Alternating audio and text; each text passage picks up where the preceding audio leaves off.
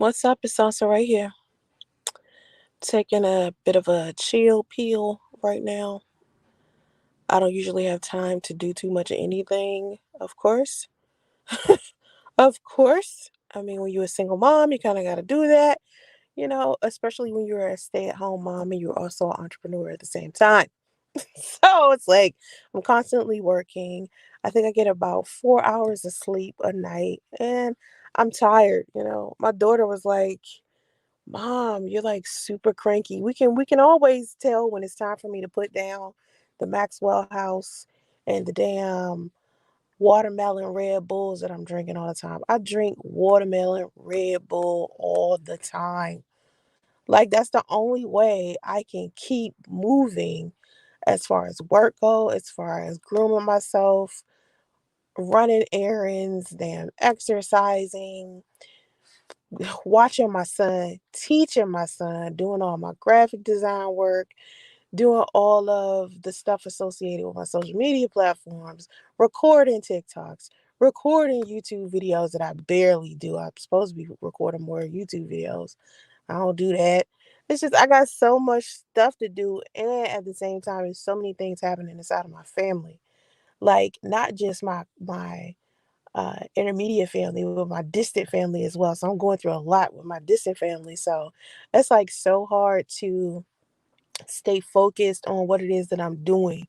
And I think honestly, when people start talking about, relationships and marriage and stuff, and they talk about the gender roles associated with those relationships and what they need in order to, produce a healthy relationship with somebody, they always say this basic need for wanting, when you're talking to men at least, they want this basic need for women to cook and to clean. And I cook and clean every day. I have no choice. I have children. And any woman who is a mother, usually if they take good care of their home, if they know how to run a household, 9 times out of 10, they know how to cook and they know how to clean. So to me, cooking and cleaning is like one of the basic essentials of survival for both men and women. So I don't know why men use cooking and damn cleaning as some type of measuring tape to determine whether a woman is a good woman or not. But when we start talking about support, like when you have all of these different hats that you're wearing all of the time, when you're looking for a partner and you want somebody to support you through all of that stuff, that person has to be a good communicator. It's not just about whether they can cook or clean. It's about, can this person communicate? And in order to communicate, they got to know how to listen. And that's one of the biggest problems I'm seeing a lot inside of my comment section, of people just not being able to listen to one another. You can't even communicate properly in a damn internet forum underneath a damn video. So can you imagine how many people who are actually together inside of a relationship and they're arguing with each other back and forth the same way you see in a damn internet forum? Seriously, can you imagine a couple just going back and forth arguing over some dumb shit? It's especially when you like look in people's comment section, man, the stuff that people argue about is so dumb. And the reason why the argument just keeps going in a circle is because 9 times out of 10, nobody's listening, and everyone's, when they are listening, they're listening to create a rebuttal. So it's like a pointless conversation where you're just driving around in circles and there's no solution. And when men are looking for women, when you're looking for a woman, right? The bottom of the list should be, this chick knows how to cook and clean. Let's say you got 10 things that you're looking for in a woman. Please make sure that cook and clean is 9 and 10. Between 1 and 8 needs to be some more tangible shit than that. And I don't mean, oh, she's supportive. Oh, it's fun. I mean some real tangible shit. And honestly, communication is in the top 5. Because a person can be fun, a person can be supportive, but be terrible at communicating. And that is one of the worst things that destroys any type of relationship, friendship, anything. As a woman who is a mother, and I try to avoid the topic of marriage, because when I start talking about marriage on social media, whether I'm talking about it on YouTube, TikTok, Instagram, it don't matter. Somebody's going to try to convince me that marriage is one of those things that everybody should definitely invest their energy into, the institution of marriage. But to me, it's like I've always never wanted the government in my business to begin with. So, unless it has something to do with business where I have to get a license to do it, I don't want to do it. And I honestly look at marriage kind of sideways because I feel like every other license that you get from the government, you have to renew it at some point. You know what I mean? Like it expires, you have to renew it, but a marriage license is not like that. And that's kind of weird to me. I feel like marriage licenses should be renewed and you should get to decide whether or not you want to continue inside of that marriage for an additional 3 to 5 to 10 years or whatever the case may be, instead of trying to commit yourself to someone forever legally. Now, if you genuinely love somebody, you don't necessarily need for yourself to have this interaction, legally with the government. Like if you genuinely care about somebody, you don't need to go through all that. So trying to explain that to other people online and why I disapprove of marriage so much, between the infidelity and the deceit and all of the negative things that come with marriage, I just feel like a genuine marriage, you don't really have to legally sign up for that. But when people are looking for partners and they want to do this legal interaction with each other where, you sign your paperwork, you get your license, your taxes change, your money change, the last thing you need to be thinking about is, can this bitch cook or clean? You need to be trying to figure out what this woman is like business wise, what's going through her mind business wise, what's going through her mind financially. Does she know anything about economics? Because as a man, if you are building something, right, you have something that you're working on, this one-sided relationship that used to actually be successful in the 50s and 60s and 70s, now you got the 80s, the 90s, and the 2000s happen, and it's a new brand of woman. And I wish that men would stop side-eyeing modern women, because not all modern women are out here trying to have a hot girl summer. Most good modern women are out here trying to generate their income and get them some property and some land, a 700 credit score and stuff like that. So a modern woman is thinking in that way. Now, not to say that traditional women are any better or any worse, but traditional women are outdated. And when you try to have an outdated regulation, or you got a outdated list of things that a list of standards and boundaries that are outdated, it's going to be difficult for you to find that type of person. Those set of standards and boundaries that are traditional inside of relationships, they were designed that way for people in that specific era. So now that we're in a different set of era, and we have a different set of things that we have to deal with, you can't apply those old traditional rules and gender roles and stuff like that in your relationships and marriages and then expect for these things to be successful. So with marriage nowadays, when men are looking for women to be inside of a relationship with, you need to understand that the top 5 things that you need to look for in a woman does not include how she look, what she dress like, can she cook, and can she clean. It can be in the top 10, but it needs to be at the bottom. You understand? The top 5 needs to be, can this woman actually handle something when you're not there? When you are not there, can you genuinely classify this woman as the woman that's creating the powerhouse? Is she a power couple with you? Are you and her a power couple? Can she pick up where you left off if something happens to you? If you got this long list of bills, and let's say you have a heart attack, let's say you get in a car accident, let's say you get sick, maybe you get the flu, shit, maybe you get COVID, whatever the case is, can your wife take over things that are happening in their household? And I don't mean household duties as far as cooking and cleaning.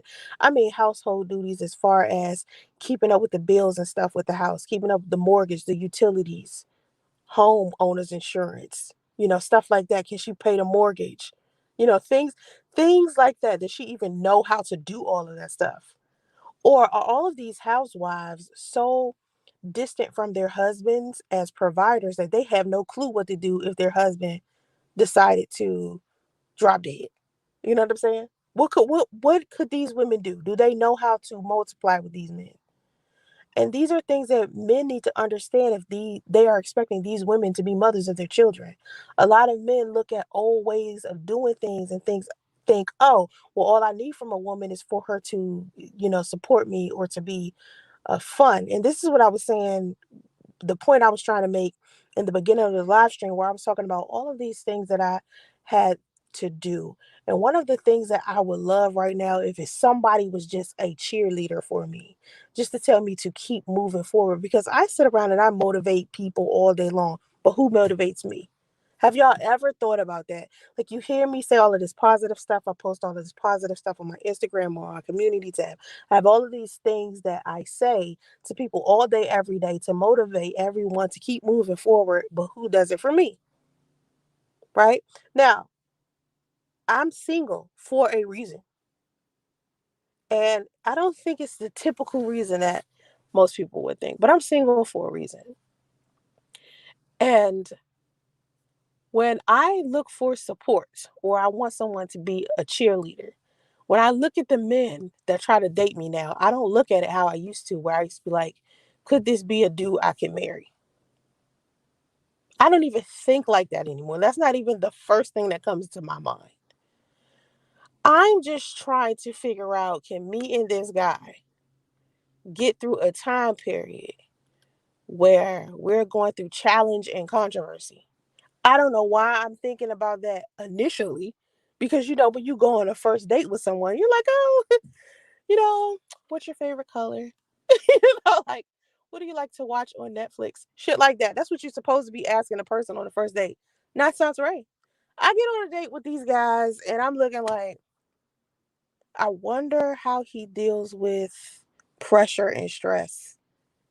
Like, I wonder how he likes to be cared for if he's sick. What is he going to do on a bad day? How is he in all four seasons? I'm not thinking, oh, he looks good. I wonder what he looks like with his clothes off. I wonder what he looks like, what he feels like in bed. These are things that men be thinking about when they go on dates with women. Like, they think so right now, they don't even focus on what could possibly happen in the future with the person. And this is how people get into these really quick relationships. And I got into one with my son's father, not thinking that maybe this man didn't have the mental health that I needed a man to have in a relationship. Men need to think about this when they're dealing with women. Is this bitch crazy? That's what you need to be thinking about. Not can she cook, not can she clean, not does she look good. Does she have her mental health? What's her relationship like with her father? What's her relationship like with her finances? Does she know anything about business, anything about economics? Or is she gonna drop the ball when I need for her to handle something that has to do with my business and my household and my kids? As a man, traditional roles sound great. It sounds good from a distance. Like, you ever looked at something that look good from a distance and then you walk up on it and it's kind of ugly? That's what it is with traditional ways of doing things, because traditional ways of doing things are outdated now. We are in 2021. You cannot try to use traditional ways of doing things and think it's going to make you successful in your marriages and inside of your relationships.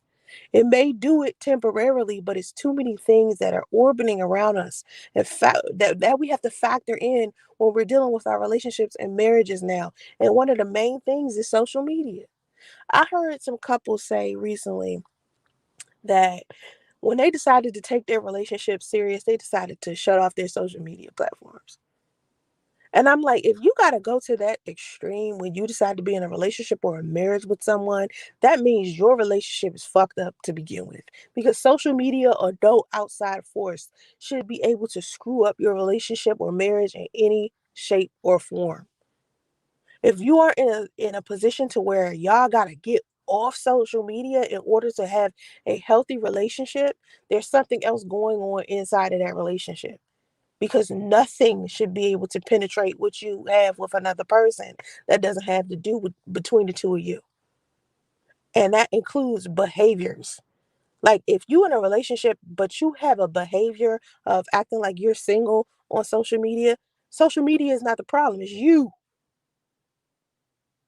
So when people try to get rid of certain things, thinking, well, if I get rid of this or I get rid of that, that's going to stop the problem. Nah, because that person who has a behavioral problem is going to end up doing the same thing they would have done if they had access to social media. They're just going to find another way to do that nefarious thing.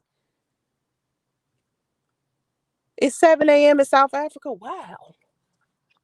My mother told me she wanted to go to Africa today. We're talking about all of the traveling that we're doing within the next 2 years.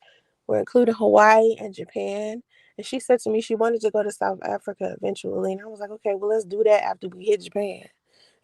You know what I mean? Then we started talking about how in order to travel, your do you have to be vaccinated? Because my cousin just flew to another state and she's not vaccinated. So I was confused. I thought you had to like get vaccinated to fly. But anyway, I digressed a little bit.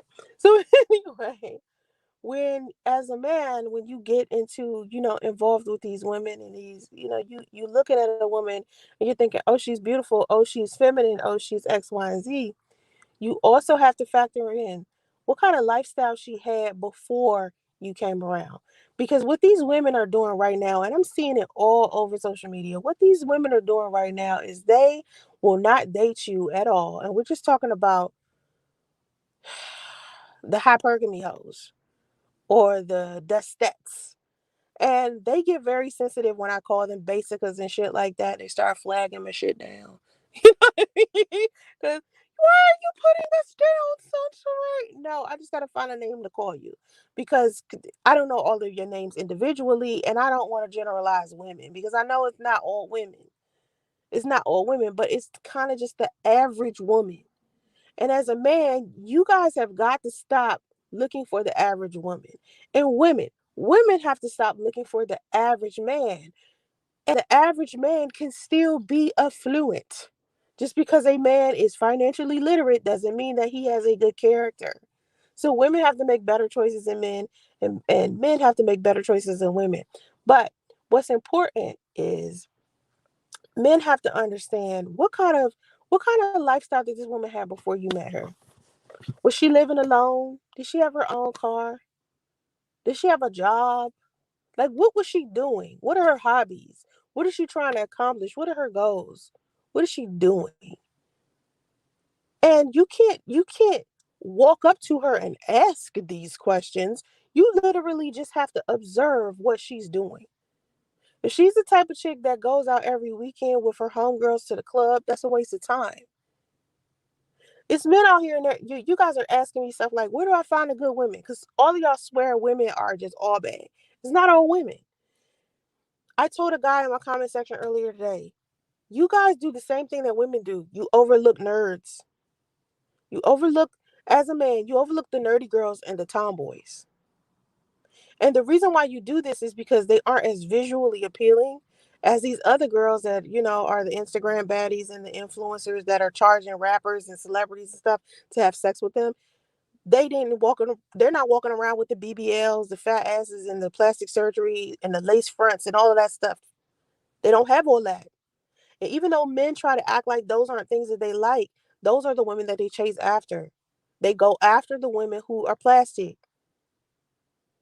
Men think that women are more beautiful when they do fix how they look. Like a lot of men talk about my weave and my makeup all the time, and I keep trying to explain to men who are confused. A lot of men think the reason why I wear weave or makeup is because I want to look like another race of woman. No, I just like being organized. And as I sit here, and I'm an artist, remember, I'm a graphic designer, so I do a lot of art, right? When I'm putting my makeup on my face, at some point it becomes like one of those tasks where it's like meditation. You know how you do something that helps you relieve stress? A lot of times when I'm putting on makeup, it's like a stress reliever because it's a process. Any type of process that you do, it could be of some assistance to you because you can basically relieve some stress doing it. You like fellas, like some guys like working on cars or working out. Some guys like, they have a porn addiction, shit like that. Those are the things that they do in order to, help themselves get through whatever they need to get through. It's the same thing with me and makeup. I have this obsession with organization. Okay, and a lot of people don't know that. This is the big secret about Soncerae that I don't really talk about often, and that I think I mentioned it maybe once or twice. But my family has always, especially my mom, made fun of me because of my obsession with organization and being clean. And when I'm in a place where it's not clean, I break down. Like I can't function properly. I literally get into this mode of fear where I don't want to move. That's how bad it is. Like it's times, man. I'm the cleanest in my family. All right. Because I clean all the time. I love, like I said, and my son is the same. Good thing about my son is my son organized too. My son don't like anything mushy too. He won't touch things that are mushy because he doesn't want his hands to get dirty. My son doesn't like to get dirty. And I'm just like so proud. I know, like, he won't get in the sand. He'll do dirt. And he got that shit for me. My mom used to make fun of me because I wash, rinse, repeat. Like, I wash, rinse, repeat too many times. There was a time I scrubbed my chest so hard above my breast or my neck. And you know that skin like above your breast and where your neck is. It was red from because I had rubbed it so hard because I scrubbed. And there was a time where I was just scrubbing so hard, just everything, that I realized then that I needed some type of like some type of therapy to get over this obsessive because it's OCD. It's literally OCD. So I have this thing where I'm consistently cleaning like all of the time. It's my meditation. And it's the same thing with my makeup and my hair. When you see me with my wig on, and or even if I've straightened my natural hair, because sometimes when you guys see me, it's not a wig, it's my hair, and I'm straightening it. So whether my hair is straight or I'm wearing a wig or I'm wearing makeup, it has nothing to do with wanting to look like another race of woman. It's because I would like to look extremely organized. And African American women, right? When I try to explain to men that African American women are high maintenance, a lot of men don't understand what I mean. And I remember making a video about this many, many years ago, and men were so upset because they are under the impression that women of other races are the ones who are high maintenance. But let me explain something to you. Let me explain to you why Black women are the most high maintenance women you could ever get with. First of all, we put so much energy into our physical appearance. We love taking care of our physical appearance. And I think that's why a lot of men try to attack me inside of my comment section when they can't intellectually create a rebuttal to, disprove my logic, basically. So they'll come for my physical appearance because they know Black women, we care about our physical appearance. And this is not something new. We have been doing this for years. My aunts and mom all cared about their physical appearance. And we're not just talking about weaves and makeup. We're talking about working out and eating right too. Okay. So my grandmother, and to this day, I wish I could show you a picture of my grandmother. My grandmother is like Lena Horne. Hey, do you know anything about Lena Horne? If you don't, go Google Lena Horne. Spitting image of my grandmother. The mannerisms, everything. Beautiful woman, right? She eats healthy to this day. She's like 80. Beautiful woman. Healthy, 80. Healthy. Because she always took very good care of herself. She used to exercise, work out. All right. So taking care of yourself as a woman comes with a price. Okay? It comes with a price, meaning the weave and the makeup that you see. A lot of these women, their wig is like $2,000, homie. Their makeup is ridiculous. I mean, I don't know if you guys have ever been to a damn Mac counter. Just when you're walking in the mall, right, fellas, just one day, you walking in the mall, go to a Mac counter just to ask them how much a stick of lipstick is, how much is some foundation, and then start calculating how much it would cost to get eyelashes, eyeliner, whatever it is to get full face. The cost of that shit is ridiculous. So you got to be wealthy at some point to be able to even keep up. Okay, makeup, hair, clothes, all that stuff, jewelry, all of it costs money. It's not free. So when you see black women and they look good as hell, meaning their hair done, nails done, everything fucking did, makeup is gorgeous, clothes look good. You see black women like that all the time. High maintenance means in order to maintain whatever it is, you got to put a lot of money into it. It's like a Benz. You put a lot of money into a Benz when you go take it to get service. So when you're looking at these white women and you thinking white women are high maintenance, no. White women don't even have to do half of what black women do. White women don't even bother doing half of the stuff that black women do. They didn't start doing that shit until recently. I didn't start seeing like hair tutorials of women and makeup tutorials of white women doing black women stuff. They do it. They just weren't as open with it as black women. Like a black woman will flat out be like, I got on a wig, I got on makeup, and but these non-black women hide it from you. Like I said before, I used to go to the braiding salon to get my daughter's hair braided. And when I go in there, the Hispanic chicks will be in there getting infusion. And a lot of men don't even know what infusion is, but it's weave that they blend into their natural hair and you wouldn't even know.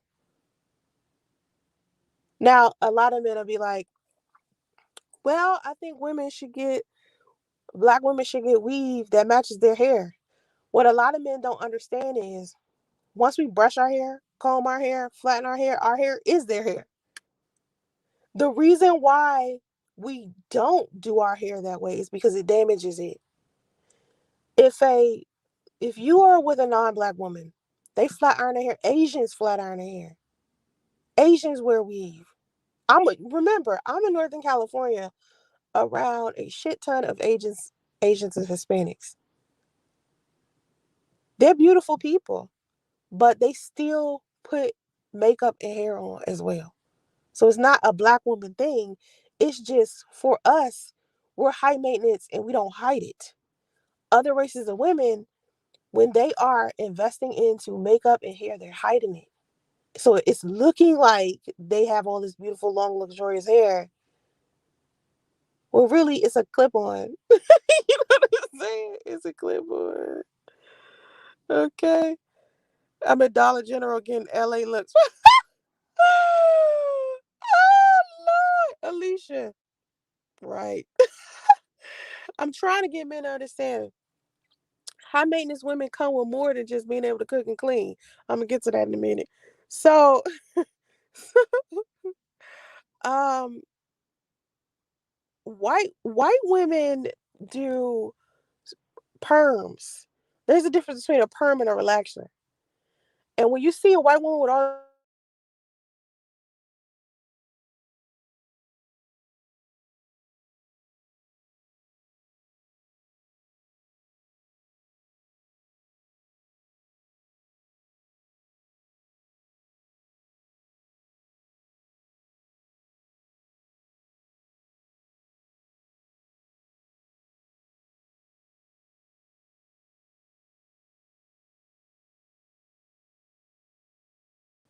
Can you hear me now? I'm back.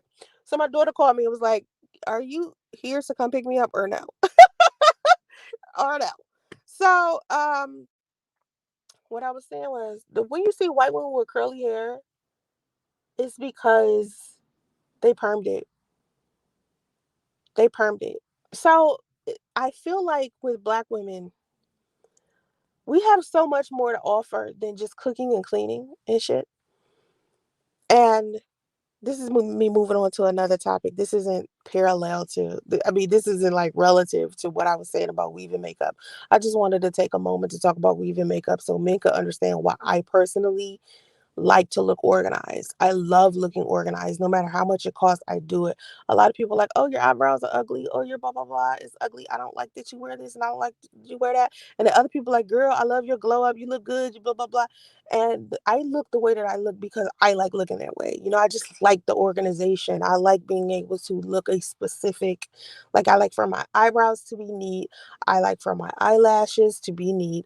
I like for my skin to be one tone, and I have like bags under my eyes. I have like beauty marks on my forehead, like little moles, little beauty marks on my forehead. I'm a beautiful woman without it, but I love organization and I love just looking that way on camera for you guys. It gives people more of a reason to watch me. So that's another reason I'm consistently doing videos and being seen all of the time. And even with me being neat with all that, a lot of people be like, girl, you need to fix your teeth. Something's going on with your teeth. And I be like, let me have my crooked smile, motherfucker. You know what I'm saying? Like, can I roll? Can I live, bitch? So anyway, as black women, right? Just women in general. Let's just take race out of it for a second. As women, we have a lot more to offer than simply cooking and cleaning. Now we have the opportunity to go out there and get the kind of bread that we want, get the kind of opportunities that we want, start the businesses that we want, get the jobs that we want, get the pay that we want. But a lot of women who are Miss Independent are only Miss Independent when it's convenient for them. And this is what I spoke about in a last live stream I did where I was talking about the selfish spirit that a lot of women have. A lot of women want to be Miss Independent, but they still want to have a traditional relationship with a man selfishly. A lot of men believe that being a man means that they have to provide for a woman. They have a distorted definition of what manhood is because patriarchy has systematically oppressed both black men, not black men, men and women in general, just general. Patriarchy has oppressed, it's a systematic oppression where it's created like these false expectations of both men and women inside of these marriages, inside of these relationships. That's why you're seeing so many people get divorced recently because now, if we have graduated, like technology has made us evolve as people. So all of the traditional ways that we used to do things inside of marriages and relationships no longer apply. And instead of you updating your thought process and evolving with the change, you are hell bent on staying with the traditional ways of doing things because of fear of trying something other than that. A lot of people think, oh, the way that people do things nowadays, where they do the instant gratification thing, ugh, people was doing instant gratification in traditional times. It was just hush hush about it.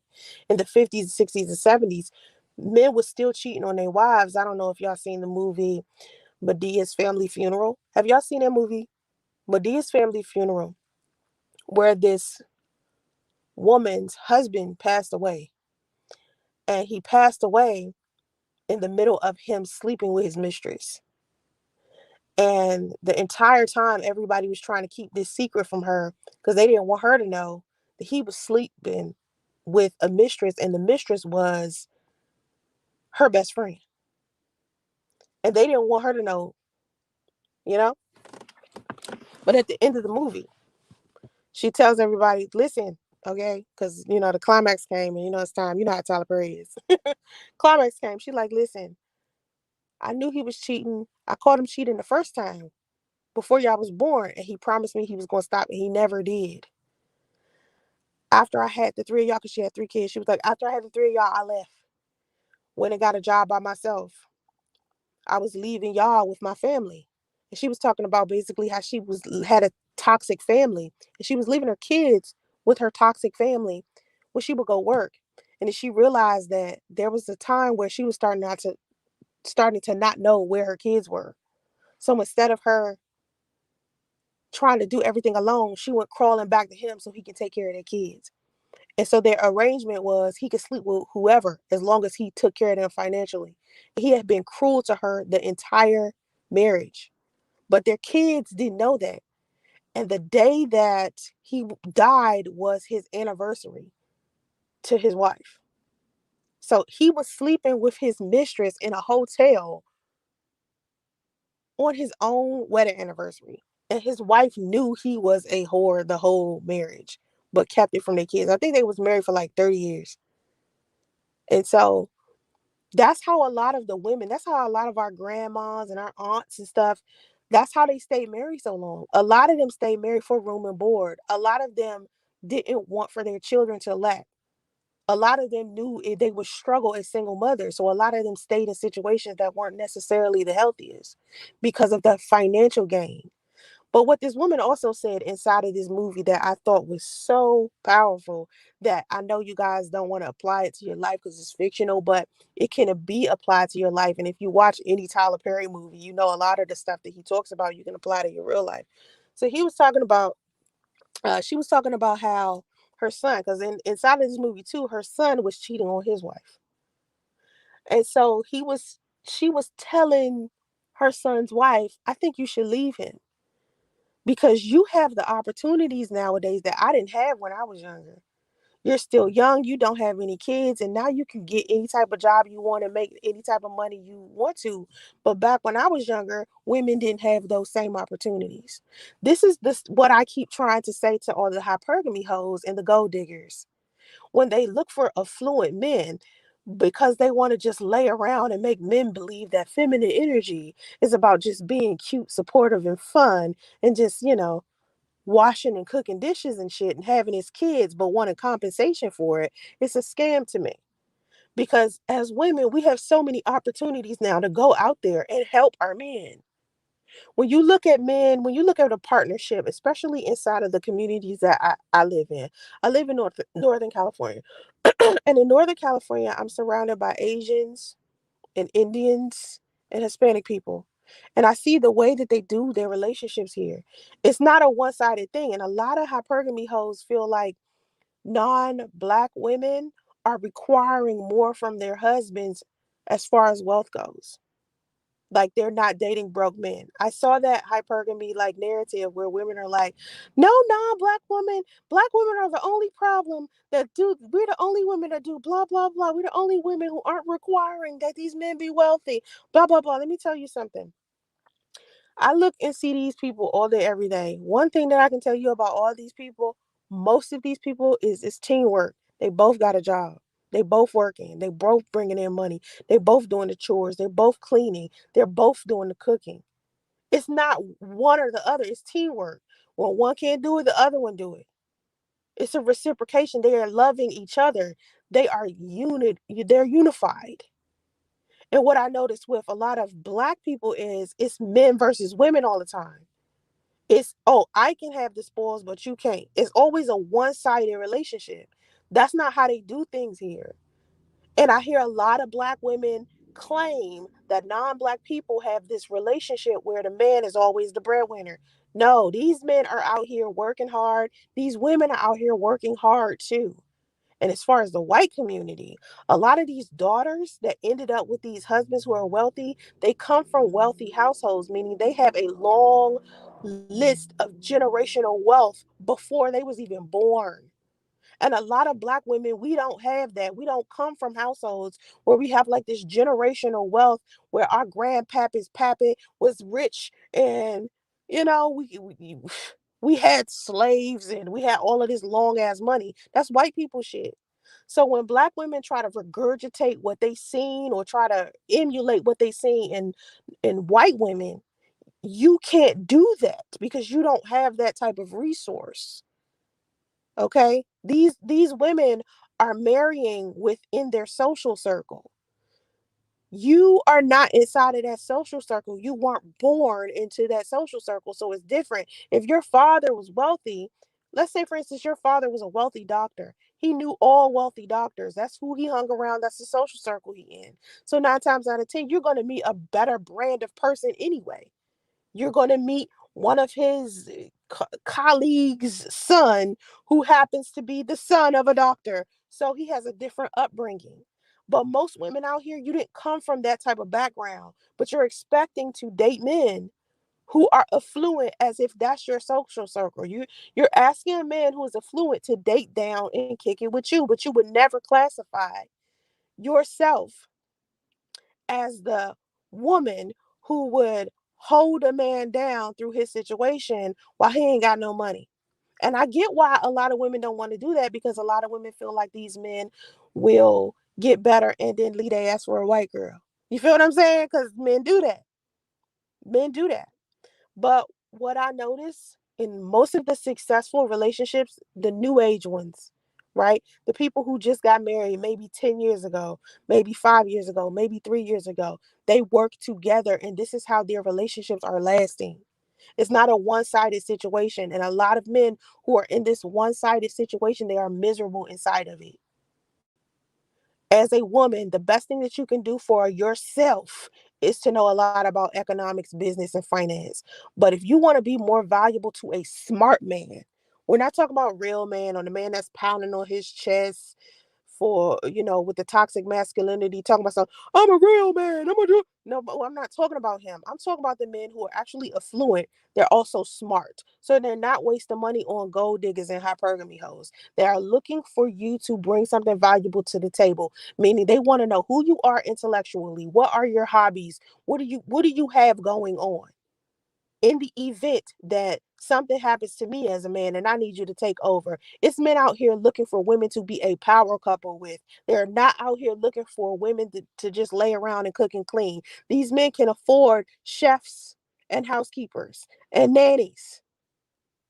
And 9 times out of 10, these men are not pressed to have children to where these children will slow them down financially, or these children will slow them down so they can't work as much. And next thing you know, you're in a relationship with a man where he's affluent, he's wealthy, he's out working, but you never see him home with the kids. That's what these housewives don't tell you. They have these wealthy husbands. They rarely see their husband. Their husband working or banging a damn side chick. Any man who is smart, who is a husband, a good husband, who's God fearing, who, is smart, he's gonna want a woman who has her own. As a man, fellas, you got to go out there and you got to look for more. You have to require more from these women than for them to come to the table with what they are born with.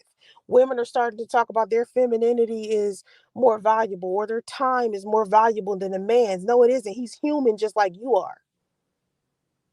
Both of y'all are sitting there with valuable time.